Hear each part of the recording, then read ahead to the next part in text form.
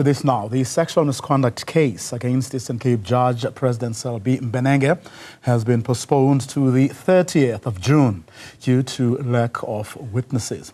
The matter is expected to run to the 11th of July when it returns to the Judicial Tribunal at the end of June. Newzroom Afrika's Ziniko Mhlaba is tracking that story for us and joins us now live in studio. Another postponement to the 30th of June.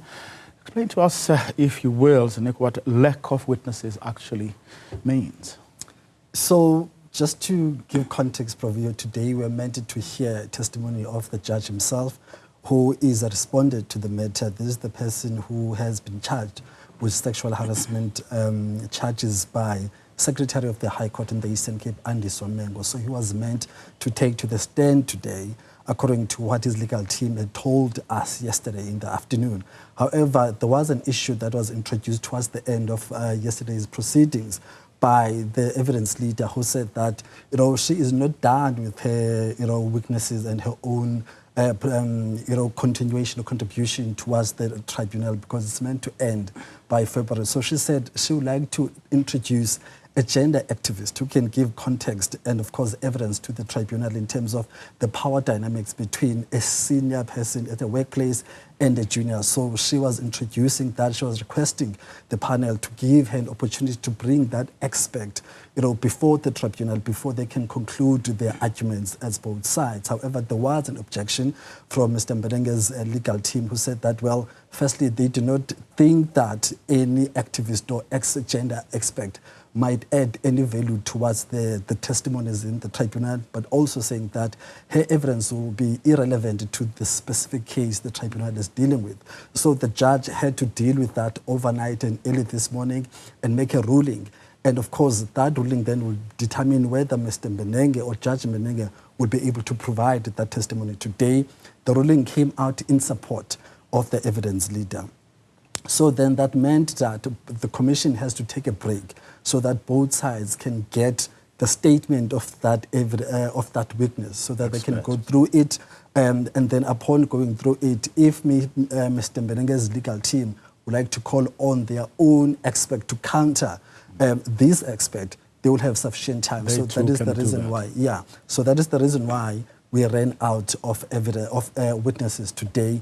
And that is why we had to then the matter be postponed to the end of June into early July.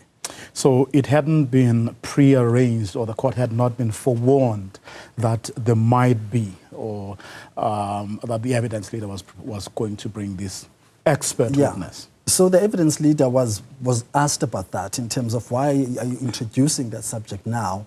Apparently there was a suggestion, but it was not confirmed. So it was not a witness that was confirmed and lined up. And when she responded to that question, she said that, well, I've been trying to get an expert who can speak the language of Mr. Mbenenge and Ms. Andy, but who also understand the traditional dynamics in that context. So she failed in that regard.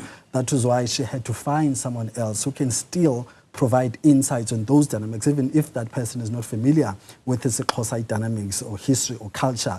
And that is why we ended up with Ms. Lisa Fettit, who's an expert in this particular industry, who can speak on those issues. However, there were technicalities in terms of her payment, but also confirming her after the evidence leader had to go to the judicial system to request for funding so that she can get paid. Those are the delays she cited, and it is only just last week when she got a green light that you can get this particular person, will be able to make the payment, and that person will be able then to go ahead and prepare and provide the hair statement, which should be shared amongst the legal teams. So that was the explanation she gave, even though Mr. Mbenenge's legal team rejected that, still saying that, well, even if she comes, we don't think she's going to add any value to what we're dealing with here at that tribunal. Just a parting shot, did Judge Mbenenge's legal team indicate whether they will bring a witness, expert witness, of their own, or is that something they still have to think about? According to what Advocate Kakane said in response or in reaction to that judgment